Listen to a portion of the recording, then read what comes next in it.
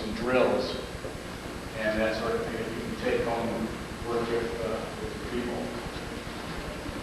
Since you just finished lunch, I didn't think you'd want to bounce around too much yet, so I wanted to start with a couple of breathing exercises just to get you in the frame of mind.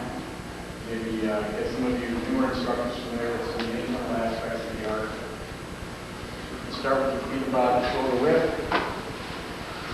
Your knees bent a little bit so you can't see the tops of your feet. Get your back as straight as you can. I don't want you to tense it up. Get your back straight and relaxed. And there are really two ways to do this. You can either tuck your tailbone in by kind of rolling your hips forward, or what you do is you bend yourself forward so you feel your spine is aligned vertically, so you pivot at the hip axis, and then keep that locked and kind of rock all that forward. That's another way to get into that tailbone tuck position. I make a big deal out of that because if you read the definition of anchoring in manuals and books, it says that you anchor your elbows or you anchor your butt. If you look at pictures of Mr. Parker when he was in the neutral boat, you see that he was very, very centered and anchored. Dropped in and down, you didn't see his butt sticking out, his back arched. So we need to formulate a way to get into that position. Your back is straight, your shoulders should be level and relaxed, your head should be up straight so that somebody, if you were to put a hook in your head, would be able to hang from the ceiling. Your body should be aligned in such a manner that you could almost fall asleep standing up. I remember hearing that from my judo instructor when I was 11 years old and thinking he was kind of nuts at the time. It didn't make a lot of sense until many years later. But the logic of this is, or the purpose is, the spine is aligned, which allows the energy paths in the body to work correctly because the internal organs align themselves the way they're designed to be aligned. It helps to promote proper breathing because the airways are open and the diaphragm muscle is allowed to work the way it's supposed to fill the lungs as fully as possible and to expel the oxygen as much as possible with the toxins that it contains on the alveoli. So knees are bent, hips are tucked in, back is straight, head is up, tongue is at the roof of the mouth, and the hands will come up as if you're carrying a basket. They'll roll over and push back down.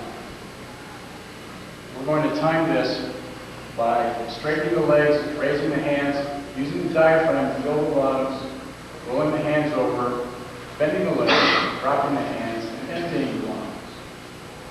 Let's breathe in and out. This is what we call a breath regulation. It's actually a move between moves. Because there are certain times you need to breathe in, certain times you need to breathe out, and it's easy to get them reversed. So this, when you learn the other hand movements, gives you something to go back to get you back on track. Breathing in, breathing out. We're going to turn the palms forward, reach straight up as you straighten the legs, extend the arms so that the fingertips point toward the ceiling. Try to get a feel like somebody's grabbing you by the wrists and by the ankles simultaneously. Float the hands down to the sides and drop. And that's all going to coordinate with the breathing and the bending with the knees and so on. If you've ever been in an Oriental gift shop, you've seen this posture. The little Buddhas. They call this exercise supporting the sky. It's generally used as an all-body warm-up, and typically in a lot of the schools, we do it like this. You guys do the very hard style and breathe in, breathe out, tighten the muscles, and hit themselves.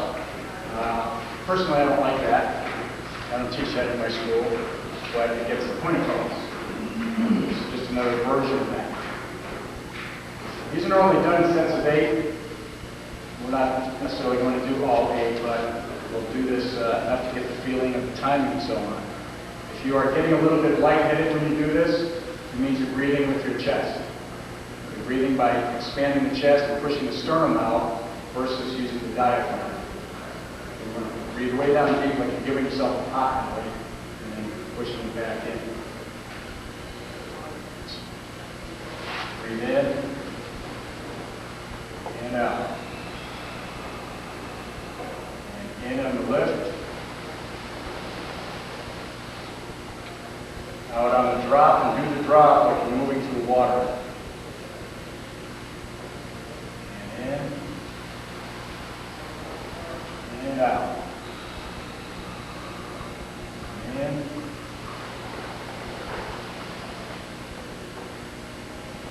And out.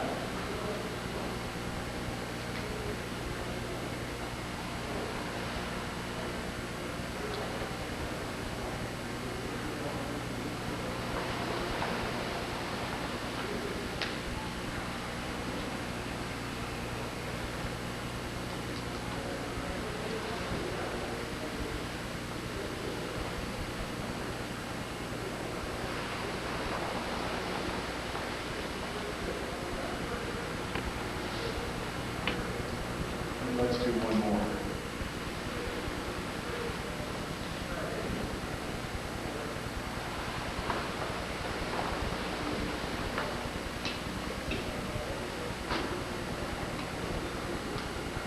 Feet together, hands over your tongue chin. Anybody feel anything from that? Yes. A little more relaxed. More relaxed? Tingling the fingers or anything? In fact, the right is one. There's, when you're dealing with internal arts, there's a lot of mysticism that goes along with it. Some of it can translate mysticism as BS. But you get people that say, well, you know, you're going to feel this tingling, you're going to feel this, and you're going to feel that, and all of this sort of thing.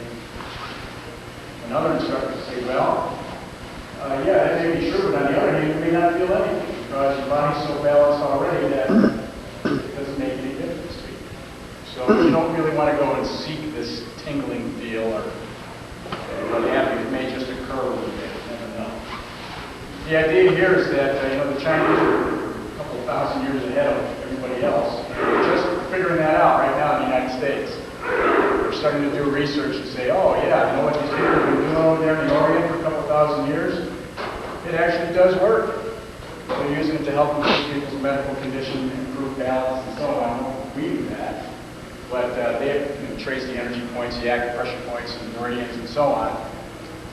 And these actions, combined with breathing, articulate the joints, which is good if you have somebody who's got a range of motion problem,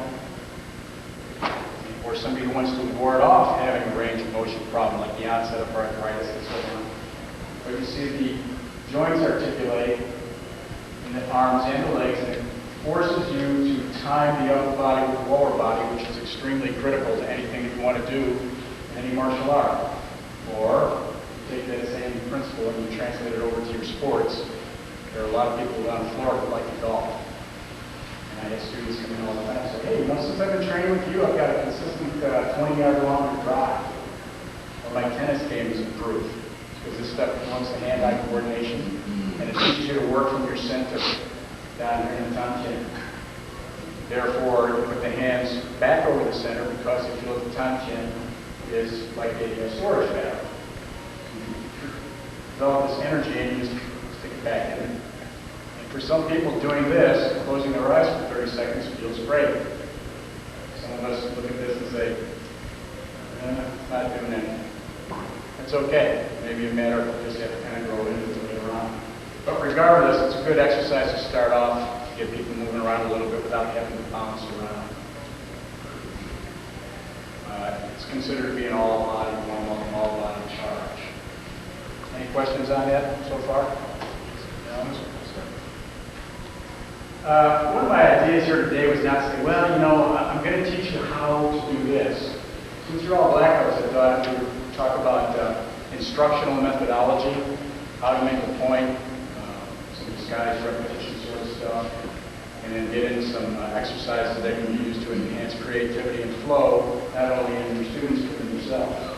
And I'd like to make some cross relationships to the internal arts by using their drills, such as the types of pushing concept, sort of thing. And to broaden your perspective in an aspect that some instructors like to say, we are the only ones who. we are the only ones who do this or do that. And that's not necessarily true in many respects. Mr. Parker was a very intelligent man. He was a genius.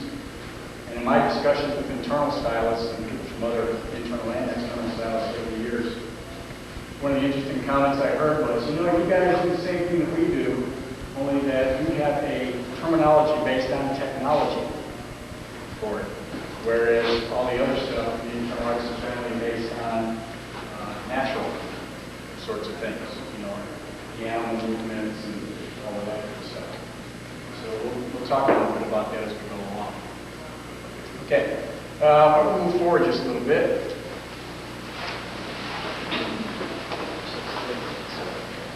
I am not going to beat you over the head with this next drill. I'm just going to use this to continue to warm up.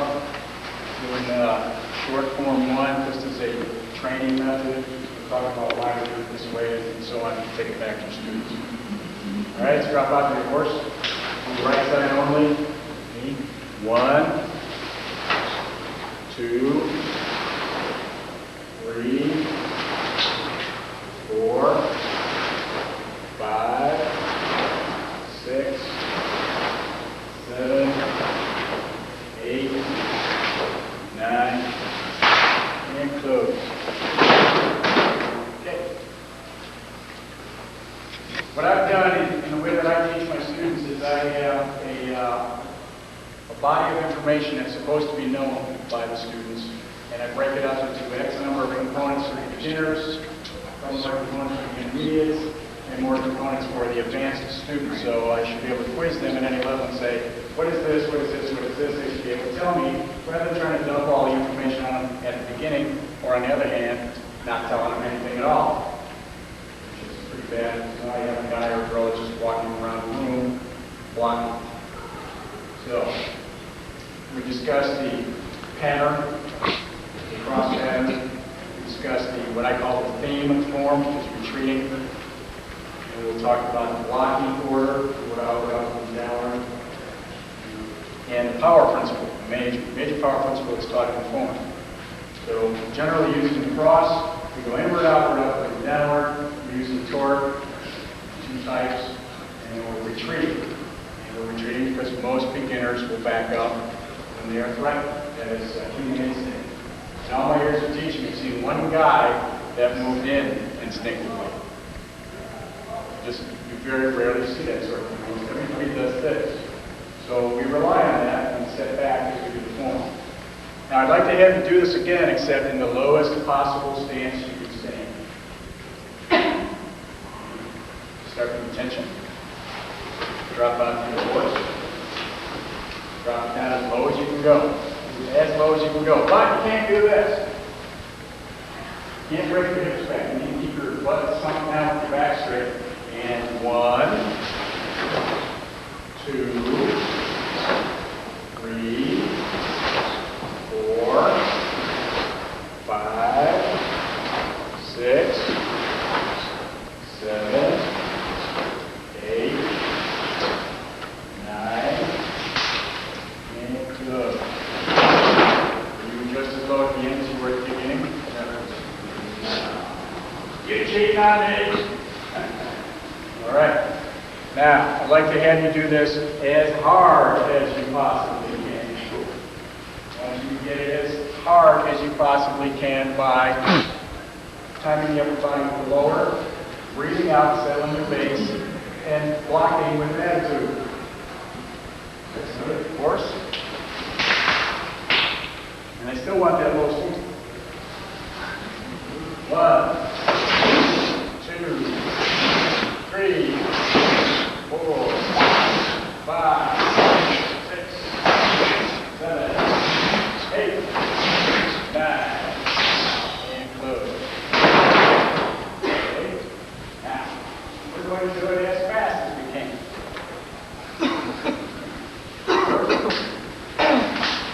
1, 2, 3, 4, 5, 6, 7, 8, 9. Fast? Sure.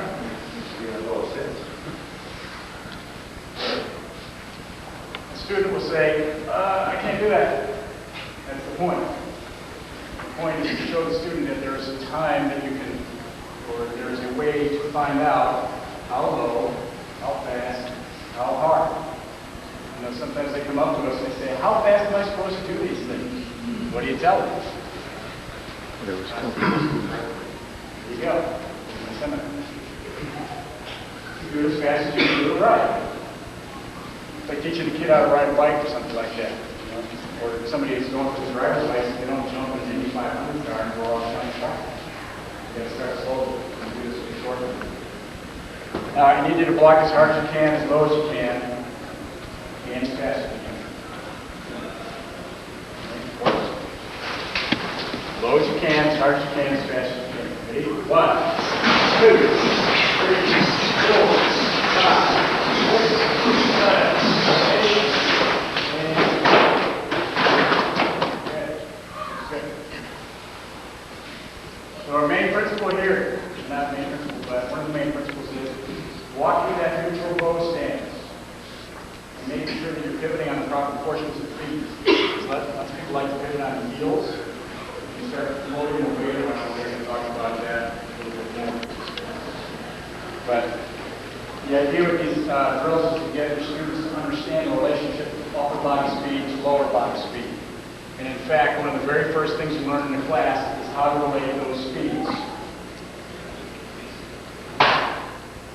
You were taught, like I was, as Parker said, your hands and your feet to move together.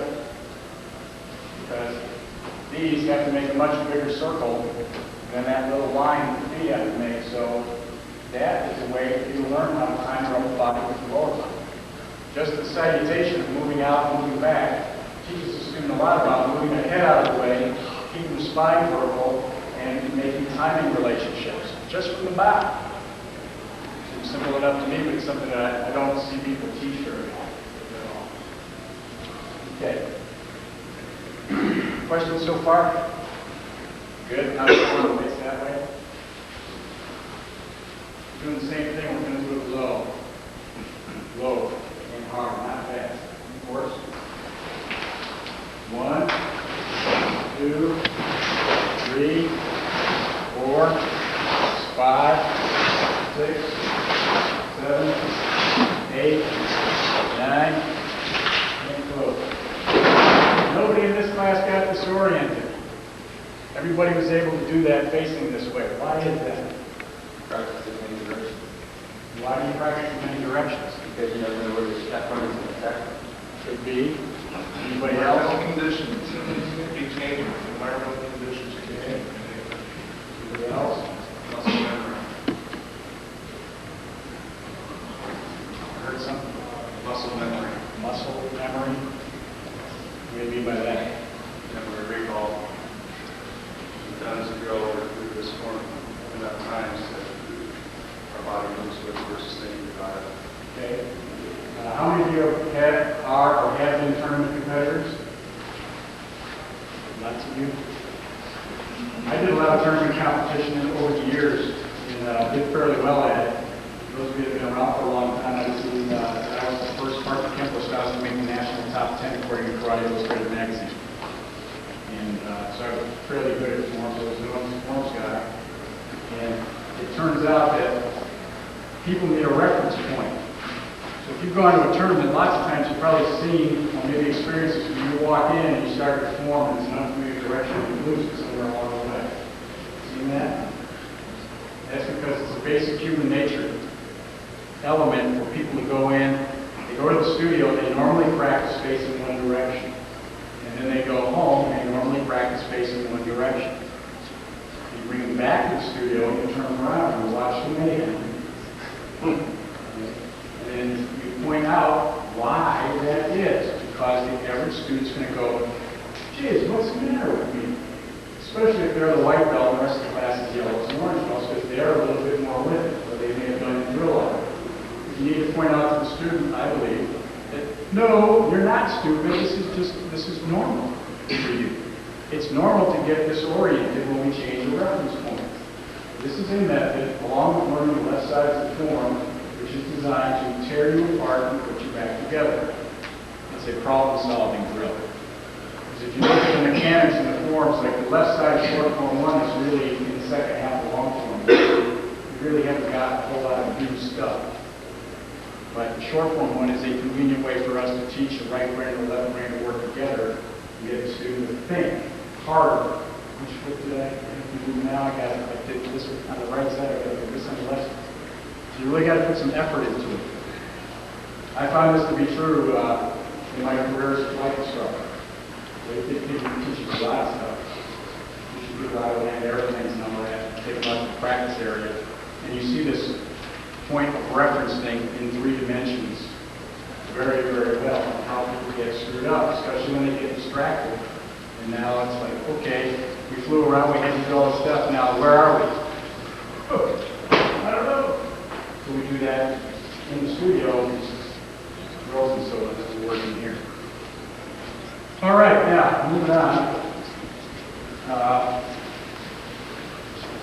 As I said, I didn't want to come in here and do a bunch of techniques and all that, but I do want to start working on some creativity, and I would like to actually wrap this up as we get through this today with a little bit more interactive sort of thing. So to start it off, the two-man set. Everybody here know two-man? It's also called black belt set. One person. Stick your hand up high if you know it, or at least a version of it. Okay. Does it count if you ever do it one time? I did 3 strokes. Does everybody know Mr. Thompson? Yes, sir.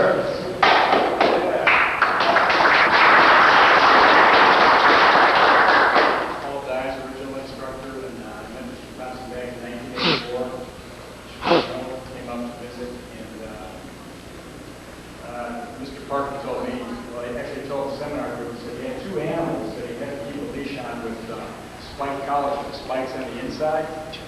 One was Leonard Mount, the other one was Jim Thompson. I don't know if you want me to relate that. Mr. Mount dead. But it's an honor for you to be here. Anyway, the two-man set, or the 90s terminology, is the two-person set. Starts like this. Right? So you guys learned it? It's in the book like that. I asked a bunch of people, I said, why does it start like that? How come none of the other forms start like that?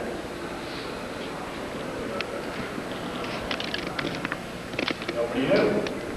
I never did get a chance to ask Mr. Parker about that. But as far as I can tell, most of the Chinese internal styles do this, like we did. I think it must have been a way for them to get something settled in time before they started the exercise. It seems to me that when you practice with a partner, like if you're going to do it for a demo or a tournament, that if you do the full salutation, one of you has to cheat a little bit because you run into each other when you step out. So it's like, well, something's not right there. You have to be within arm's reach on this one, and you start from there, and being that it's an old traditional type form rather than Mr. Parker created, modified it. That's probably why that starts like that, in that position. Now, the two-man set, when you put it in the context of all the other forms, it's like, well, you can do a form by yourself, or you can do a form with another person, which is always categories, and every move, concept, principle, and definition is opposite and reverse. So the two-man fits in well to the whole picture. But I think it was probably developed very, very early on in the beginnings of martial arts because you couldn't really be hitting each other very hard. Because, you know, I mean, if you broke somebody's ribs in training, you couldn't drive them over to the emergency room because there wasn't one.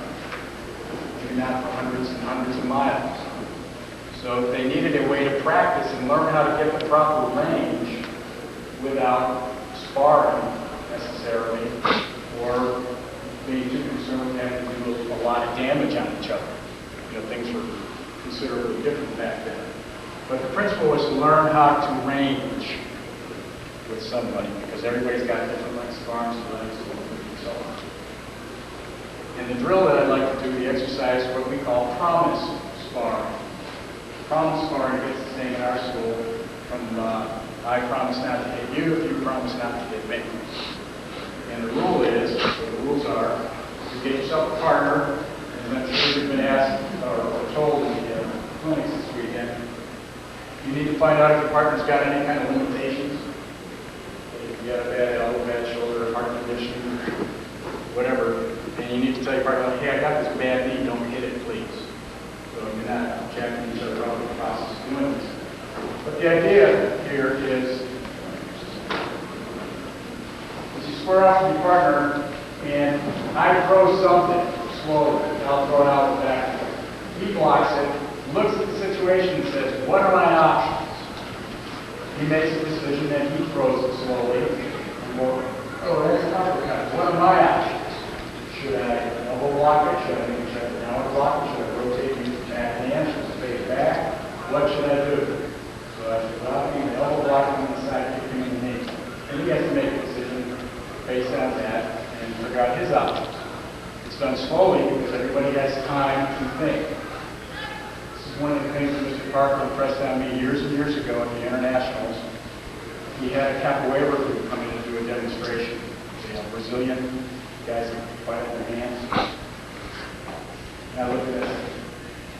What's this, Mr. Parker? He said, I want you guys to see this because if it ever comes at you, at least you'll have had a preview. And chances are you'll be able to figure out how to defend against it.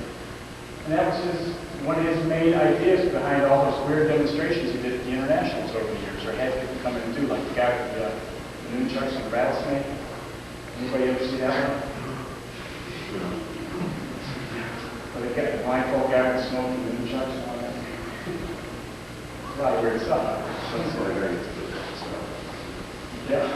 That's good. But this gives you time. This is the same principle. So it gives you time to look at it and see what it is. Because some people come up with some pretty weird stuff. And you say, well, okay, I think I'll try this. And your partner says, no, I don't think you want to do that because I would do this. So the thing, it gives you a chance to go down and down and all that. But anything goes. Headbutts, bite, fingers, arms, breaks, foot stomps, takedowns, you name it. Anything you want to do, you can do. So if you're in the sparring is limited targets, limited weapons, limited contact. Out in the street, finger pokes, elbows, and all that stuff goes. And just to keep it simple, we start with white belts and orange belts with this stuff. It's 1-on-1. So I throw something at him, he throws something at me. I block that, I come back. He comes in, I go back to here, come out this way. Okay, we just work back and forth and we see what kind of footwork we get. And your partner can say, no, I don't think we want to block it like that. Right? Have most of you done this before? Hand up if you have. A couple of you? Okay, so let's get a partner and try that for a couple of minutes and we'll change the rules.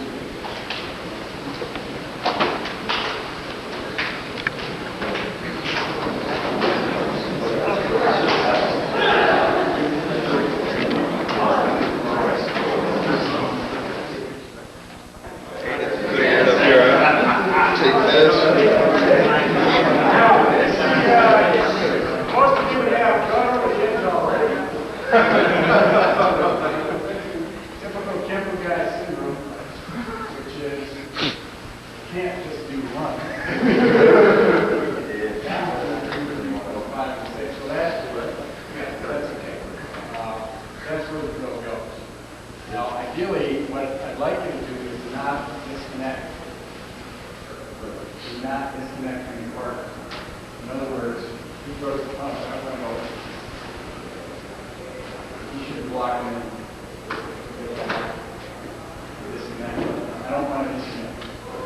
Mr. Parker had a funny thing. Once you make contact, you're in love. But once you're on this guy, there's really not a whole lot of point in going 1-2 and backing out and reestablishing that range. You're already inside for a distance long.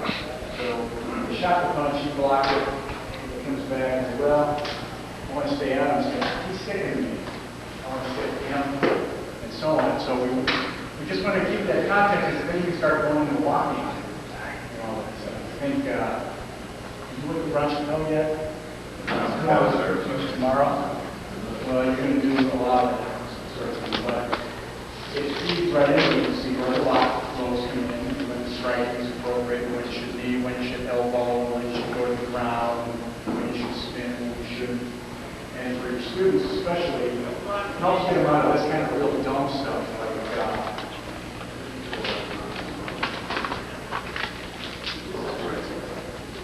there you go. What I'm saying. You would block in towards the face, and you know, and they're going slow enough to go, yeah, it worked, didn't it? So that's one thing, and the other thing is the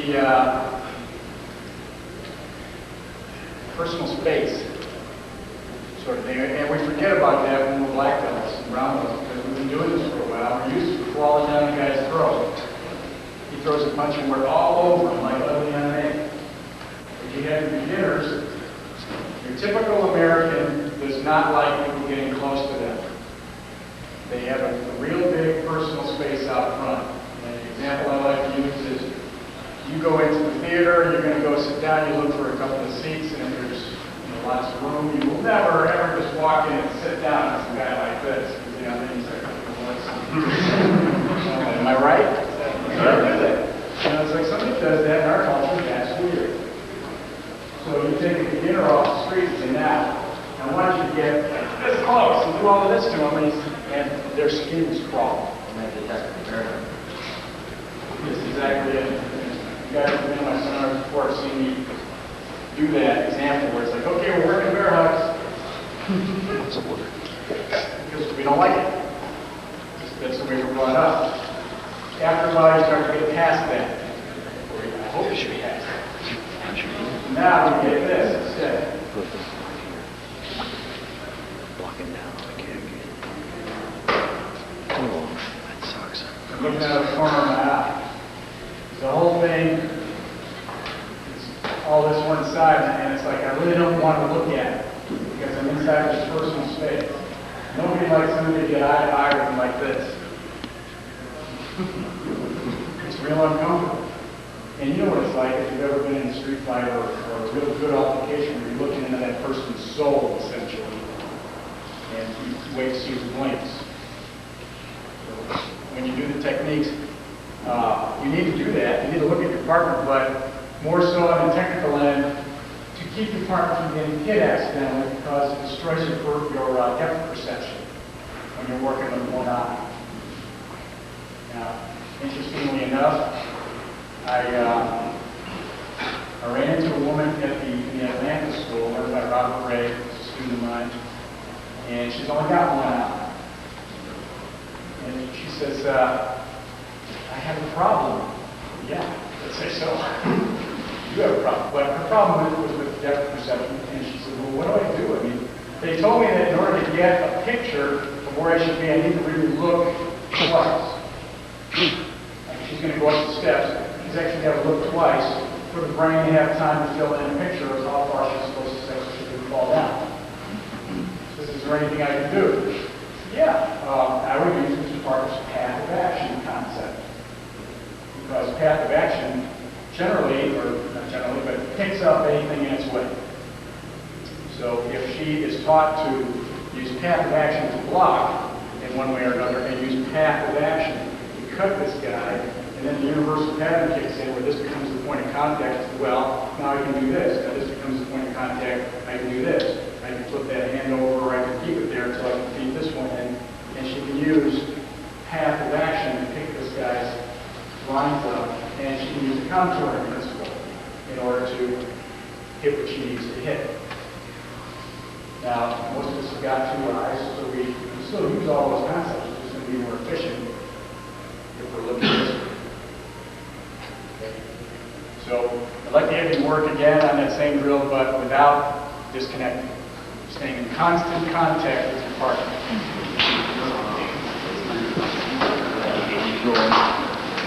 After this, it's training. Remember, you can take anything you want. So you can only use your elbows, or you can only use open hands, or you can only use thirds, you can only use your feet, or you can only use your right side. You can change the drill as many ways as you want.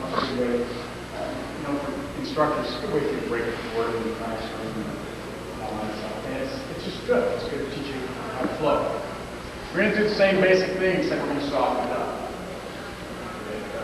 Tai Chi people have something, and so do the Filipinos, that usually refer to as push hands. And I have an acquaintance that's been teaching all over the world, but currently he's teaching in Moscow. His name is Bob Anker. He studied with Chen Mancheng in New York City before the time that he died. And he did a lot of teaching and learning in San Francisco, Hawaii, and now he's all over the world. Bob came down and did a little thing at my school. Basically what I did was I lent him the space. And did his notes and took part of it. What he did when he was working with the push hands, he said, treat your partner like there's some sort of thing that you're getting on a beach. Like you find something on the beach and you kind of kick it and poke at it and see what you can do. Right? So you kind of do that with your partner. You kind of kick at it and poke at it and see what you do. You want to see how the body's going to work. This is something that we sometimes forget in the course of doing self-defense techniques, is that when somebody is graded for promotion, they are graded not only on how they do the techniques, but how they react to the technique. So if somebody's doing triggered salute on you, you're supposed to know that you're supposed to do a right push through the shoulder, and that when they come back to your thumb, you're supposed to do this and this, and you're supposed to react to that. Somebody who does this and stands there, like waits for their turn, is demonstrating that they probably don't have a knowledge of how this stuff works and how the body's supposed to react. So we need to find out how the body's going to react. So we've all been in there with people that throw a punch and they turn into a statue for you, or they do this.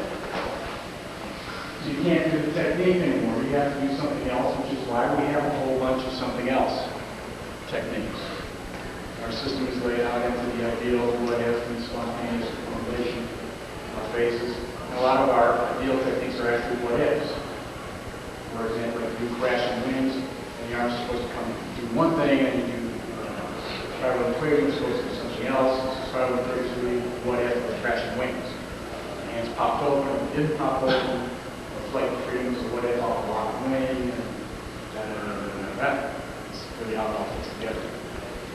So, I need another volunteer. All right.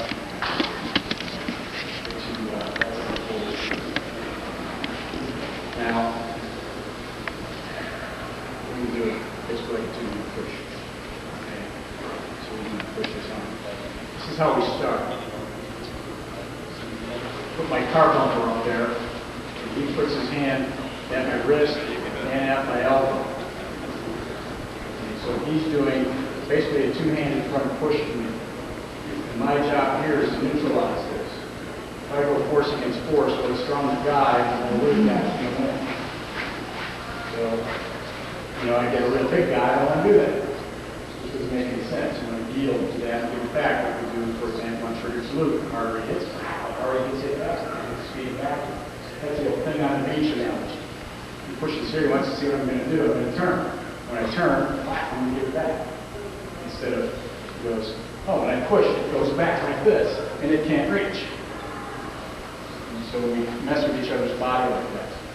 So we'll start with this two-hand push position. We'll stick the arm out there, and as he kind of pushes forward, I'm just going to neutralize that. See how he's starting to lose it already? I'm going to give it back to him. Now he's got to neutralize that by rolling over that, and he's going to have to give it back to me. And we need to do this with a minimum of pushing and shoving. It shouldn't look like this. I'm going to stick this up. Push me, I push you. Push me, I push you. It starts turning a real external sort of thing. And I don't want to do that. I'm going to go here, and here. And ideally what will happen is I would catch him like at a point like this and use his skeleton against him. To start getting him off balance. To start to get him to go like that.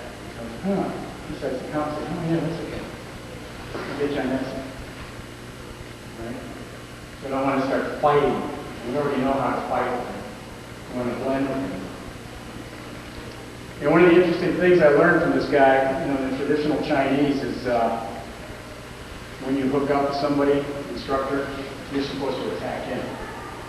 So it leaves him the option to which way he's going to deal with it.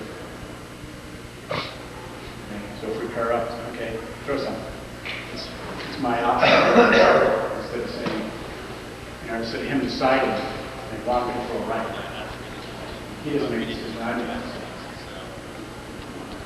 So he doesn't push. That gives me the option to decide if it's going to be my right hand comes up or my left hand.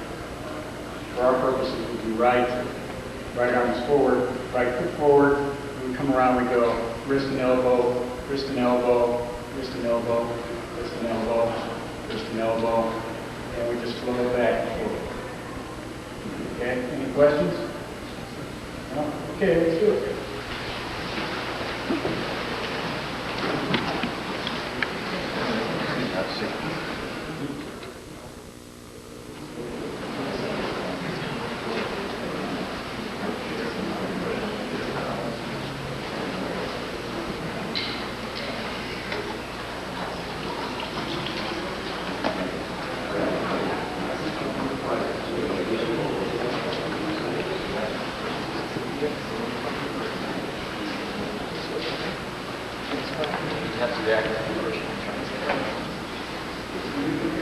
Okay, time out, boys and girls. Okay, this is what we're getting.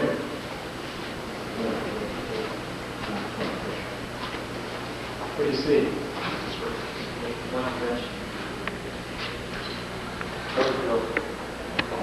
There's no back. And you got no back. Okay. He pushes.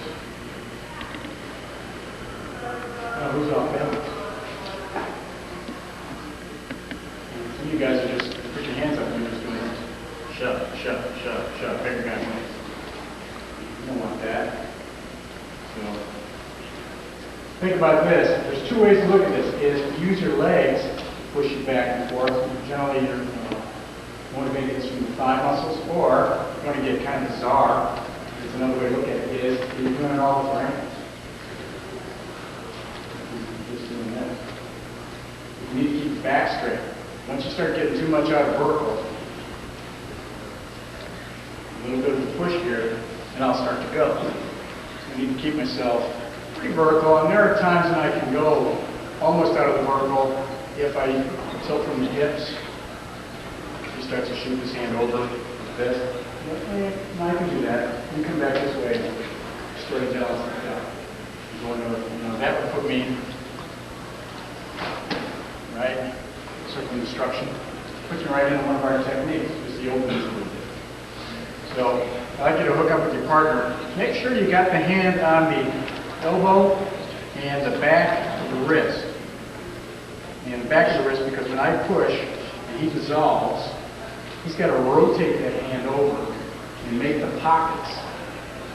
There's a pocket in the hand here, and it fits right there. And you glue onto this guy and you push.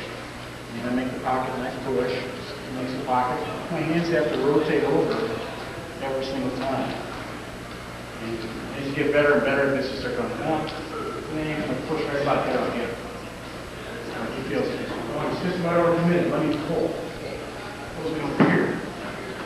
So he becomes more sensitive to whose weight is shifting where. Who's over committed, who's not. And then it becomes a game of who can sucker the other guy in. Okay. So it's shift, shift, shift, shift, shift, shift. So now he's trying to get me. Try to sneak that right hand and duck at him about trying to slip the right thigh a little bit. Sunk back and says, well, I got you now. So that's the sort of game that comes. Okay, use those legs.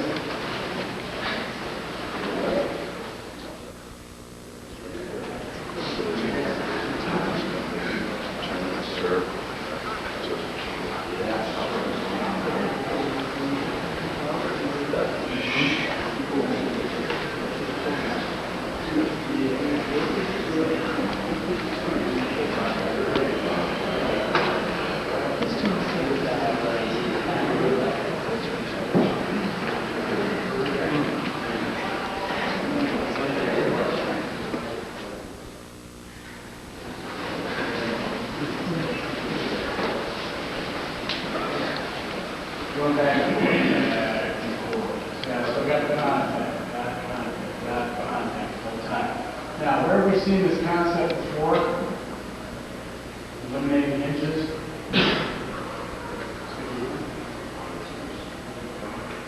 Everywhere. The very first technique all the way up. Straight right. This eliminates that hinge. If I do this, it kicks this hinge into action. So even this eliminates the hinge. That's the whole deal.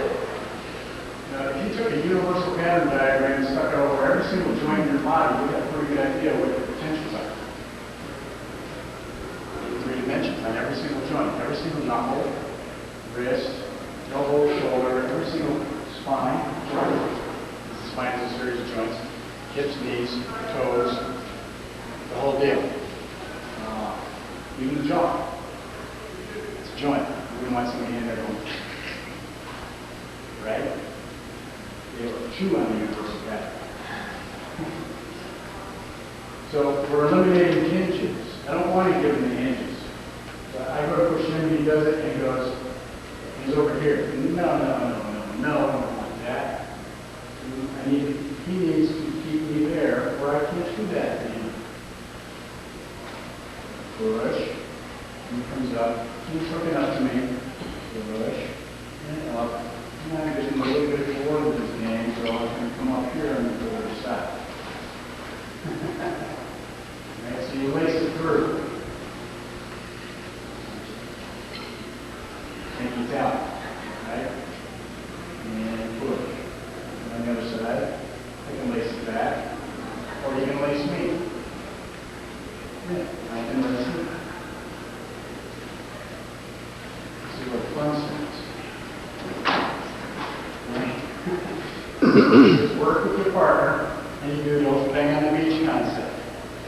And you get in here. Let's see what this is going to do. Do this. You know, he sets up, starts to set his base. Now let's move. Oh, he's going to turn that way. I think we'll just go with him. Okay? You can turn that into a choke or go back and strike me. So we'll start same way we did. We push and back, and then when you're ready, you lace it through and you change up. Now, you might have heard of a concept in our system called category completion, especially if you've been hanging out with hot clients. It's a real big thing. It also becomes an escape hatch. The instructor asks a question. Well, what do you think about this, that, or the other thing? Category completion. So this is the category completion. I push him like this, and I switch him up. So he's got the same configuration of arm, but he's got the opposite foot forward. So it's like saying, I could block with this hand out front, or I could block with this hand out front. I can do it on this side, or I can do it like this. You've got 4 ways to do it. It's a category. Make sense? Let's try that. Now, lace it through like snake and talon.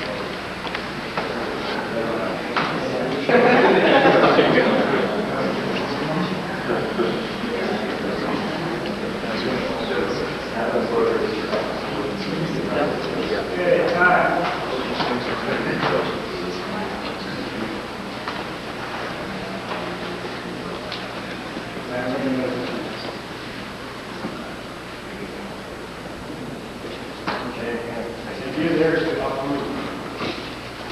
Essentially what you do is you hit the guy's rib cage, and when his rib cage goes up, the rest of the body goes up. After all, they are connected. So we do this basically the same sort of thing here. It's your hand, you're lacing through, and you've got your opportunity, but this is the opportunity right here. You can shuffle if I need to. And come from the bottom up, and that. Not by hitting him, but just by uprooting and breaking his connection with the earth, essentially. Because why you want to stay flat-footed, I briefly mentioned that we did first in short form 1. People doing it on the heels of feet. If you do it on the heels, sometimes it's easy to lose your balance. Whereas if you're on the ball, you spike the heel back down and reconnect.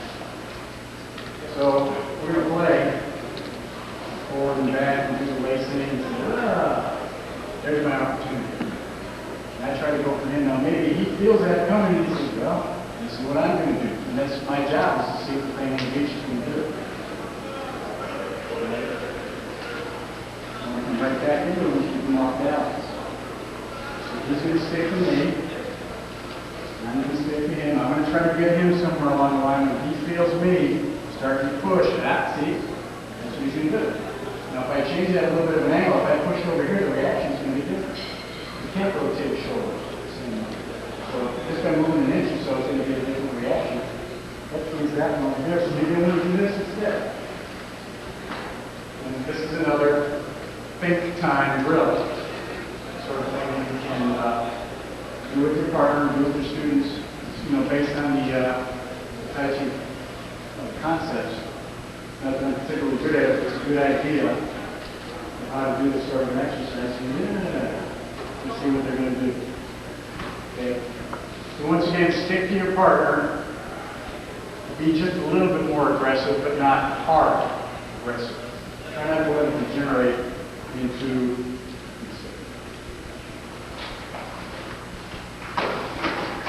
it's not what we're looking for. So get up.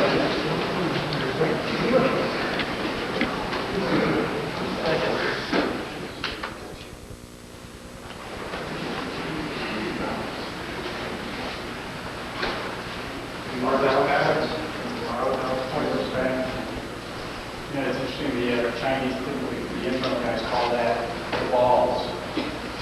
We have a universal pattern concept, they call it balls. The guys that I've talked to said, that universal pattern thing is great, but it's basically a union. So yes, you're finding a universal pattern. And some of you guys have seen where you can slip the punches and the elbows and headbutts and shoulder strikes and all that. How you have to modify your footwork so you can slide up, you can use your hip, your knee, your feet, so fixing them all those. What else are you finding? Yep, full compliance is a good one. So that's a form of power force with certain outside. It's harder to go slow and it's go fast. It's harder to go soft and it's go hard. Right? So that's harder to do this a little bit slower than it is to go fast. It's easier to walk fast than it is to walk slowly. So that's Tai Chi concept actually. It's understanding of this. The scope of body control, how much weight goes where. And it's hard to do that sort of thing because you're in a given position for much longer. It takes much more muscle control. Which is why I like judo a lot, because judo teaches you really how to work two bodies at the same time in one body. Because almost anybody can punch somebody else in the face, but not everybody can throw someone else effectively, efficiently. So this sort of thing teaches you how to get a little bit more familiar with that concept of softness and make a relationship to the different types of power. Because essentially a karate type system is what they call a skeletal system. We have our terminology, we talk about racing angles and all that other stuff, but really what we're talking about, if you boil it all down, is we're saying we need to align our skeleton in a certain way to deliver or accept impact. Right? So you take your back leg, you lock it down this way, the front leg turns a certain way, and your hips turn, your spine is a certain way, and you punch, and your elbow and your shoulder, and your fist, and everything's all going to be a certain way to triangulate all those bracing angles for the delivery or acceptance of impact. So that's what they call this skeletal system. And that's really what we deal with. The Chinese believe that there's a lot more to it than just muscular way to deliver power, which is kind of what we're doing here. With this, because we're not using so much skeletal hard external impact.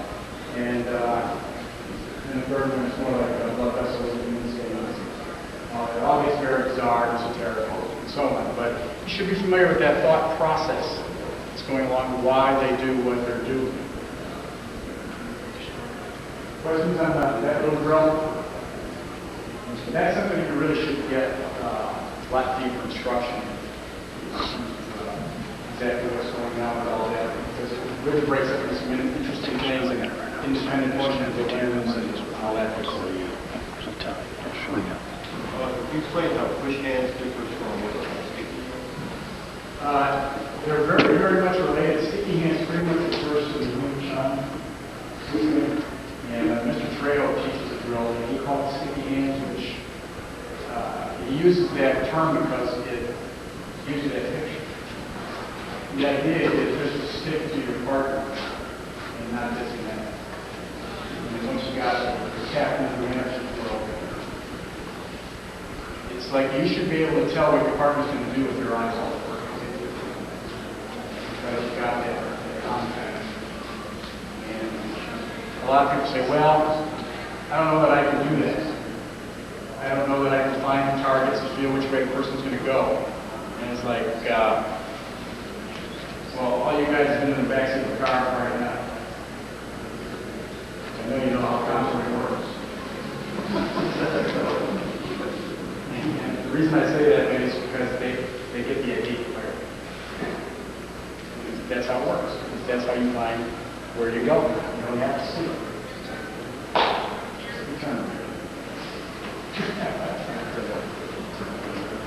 All right.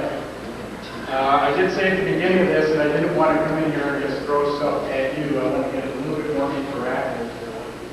And one of the things that I've been thinking about over the last couple of months is that how this whole system is structured, what's happening there, and part of that. It looks to me kind of like it's a corporation in a way. That you've got advertising, marketing, sales, customer service. You've got companies that do billing and accounting for us.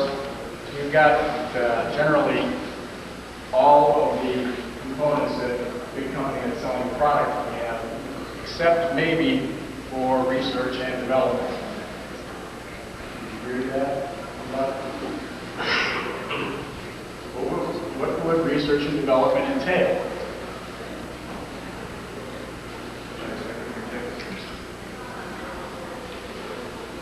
Research. in-depth knowledge on how to do the business better? What you're doing better? Well, I'm not talking about the business. Testing the new product, new creative. New product. Find ways to streamline Kenpo. Find ways to Necessarily streamlined, it's pretty streamlined. You know what I'm saying? What I'm saying is that one of Ed Parker's basic premises when he put this thing together, we read his books, he said, I developed this system to suit the needs of Americans today. The guys that are taller and bigger and walk on concrete, that work in rice paddies and bear shoes and all that, I modernized it for today's fighters, for the situations they will encounter.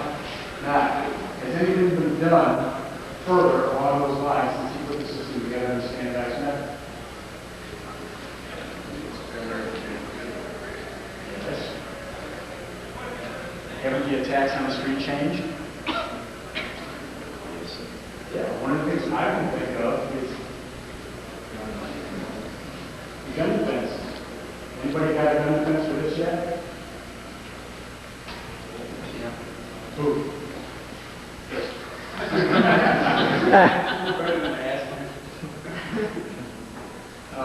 We've been working on this stuff in my school. We haven't got anything that's in concrete yet, but we've been working with the idea. And some of the guys have come up with some pretty interesting stuff. So what we do the standard gun techniques. We do it from the front, we do it from the back, we do it from the sides. We do them two-handed and all that, because all that stuff is in forms. But this stuff is pretty unique. And it's different. And I talked to Huck about it. I said, what do you think of that? And Huck is a technician, and he's real analytical, and he's a gunsmith, and he's also a shooter. I wasn't a gunsmith, but I was a shooter. He's a competitive shooter. And he said, well, the gun's not designed to work like that. It doesn't work as well as it does. And I said, yeah, but it still works. And he said, yeah, I know what you're saying. But that's the way it's got fixed. But we need to come up with something like that because that's something you probably run into on the street. So, propose to do for the next couple of minutes is maybe have you work with a partner, pick your brains a little bit, and see what kind of ideas we can come up, so we can go back to our schools and do some research and development. And along the same lines, maybe you should think of some other things that you've encountered that we should be doing the techniques for. Some relatively common. Who knows? Stuff that's going on in big cities is different than what's going on in smaller communities. So let's take a few minutes and get your partner and stick them up. What I would recommend you start is people doing those gun techniques in the wooden Indian position is best. They hold the gun and they don't react to anything. Now, I went to ESI, International Bodyguard School in Colorado years ago, and I studied the firearms instructor. There was a guy named John Farman. Anybody hear of him? World class, and he may still be writing a column for one. But one of the things that he made a comment on in his class, because it included hand-to-hand combat with firearms, so, disarms, and what do you do if some karate guy tries to get your gun? And one of the things he said was, for example, he starts to take the gun away, or attempt to take the gun away. What I want to do is just put the gun barrel on somewhere and pull the trigger. So that's what I would do. Just put the gun barrel on somewhere and roll it around and get it outside and pull the trigger. He said, none of all that other stuff matters because I have the gun. That's the mentality. I have the gun. So you need to figure that the guy with the gun sticking in your face is probably not the brightest guy in the world anyway. But you can't presuppose that because the gun is a long-range weapon. It's designed to kill from a distance. And you sticking it in your face is an intimidation mostly, though it's still very, very dangerous. And you probably forget everything you ever learned anyway. Other than the one move you should do is give him the wall. But you have decided that he's probably going to kill you, so you've decided you're going to try one of these techniques. Well, he's got the gun out there, you make the move. Now, you're both very, very nervous, for the most part. And when you start to do this, he's probably going to do this. He wants to pull the gun back. Because he goes, uh-oh, he's trying to take the gun away, and that's really even things up. So you can't forget that this guy might be smart enough to go whack and punch or poke you for free hand. But when you're developing your techniques, don't forget that. You know, this whole thing's going to degenerate into a Hollywood-type situation where he goes to grab the gun, I go to grab the gun, and I'm fighting. Back and forth until somebody gets smart and punches the other guy. In fact, the technique like capturing the rod actually works on that. But when you start to parry, when he pulls the gun back, you just ride right over and poke him down. Basically, I get the guy into a wrist lock. When I get him in a wrist lock, I think I got to push him into the wrist lock. No, I pull him because he's always going to pull back, and that's going to set him right in the wrist lock position. It's really good for police officers. The guy doesn't want to come along, pull on him, he pulls back, just go. So think about that when you're doing some of these movements, so that you've got this gun and it's over by your head here. That's going to pass by, most likely, and it's probably going to go off in the process. You're going to lose the hearing on one side. You're going to get little bits of lead and all that stuff in your skin. Hopefully you don't get a bullet in it. You're also going to need to go out by some underwear. Okay, so we got a couple more minutes. Go ahead and move that.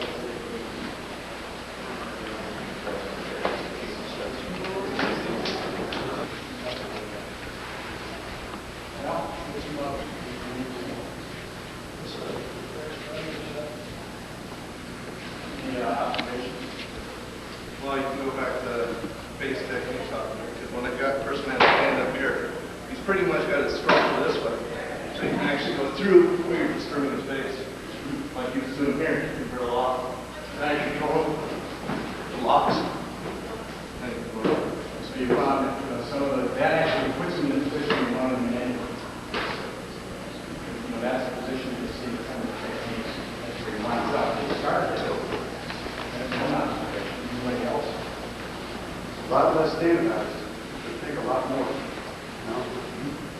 Mike's had some real world experience with this.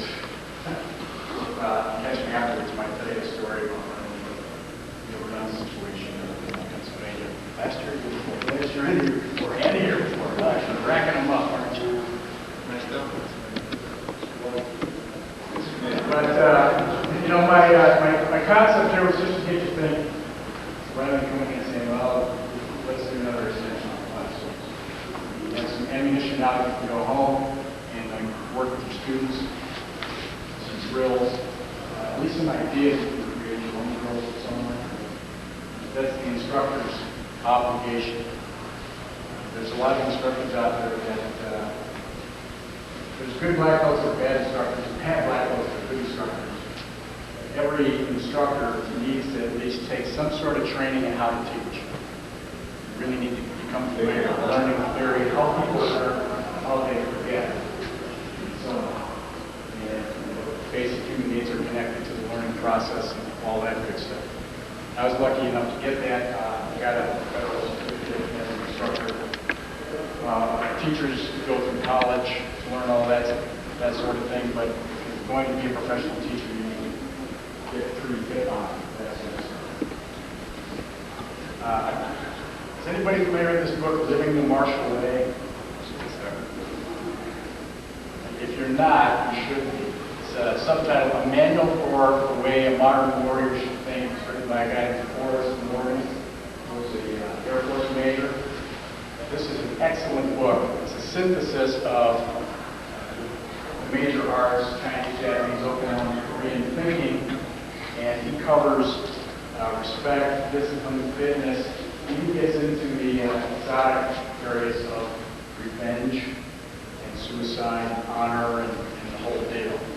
A pretty interesting book. In fact, one of my students read this thing, came back and said, "Boy, he described you." From a very, it's got a traditional outlook, classical standing books and all that. Discusses, how people look at martial arts and how martial arts really are. Because, you guys bow and religion and all that stuff. No, we don't. A lot of stuff is not connected to religion at all. Some of it was, but a lot of it wasn't. So he covers all that in here. So if you can, you should get a copy of this book. It should be part of every instructor's library.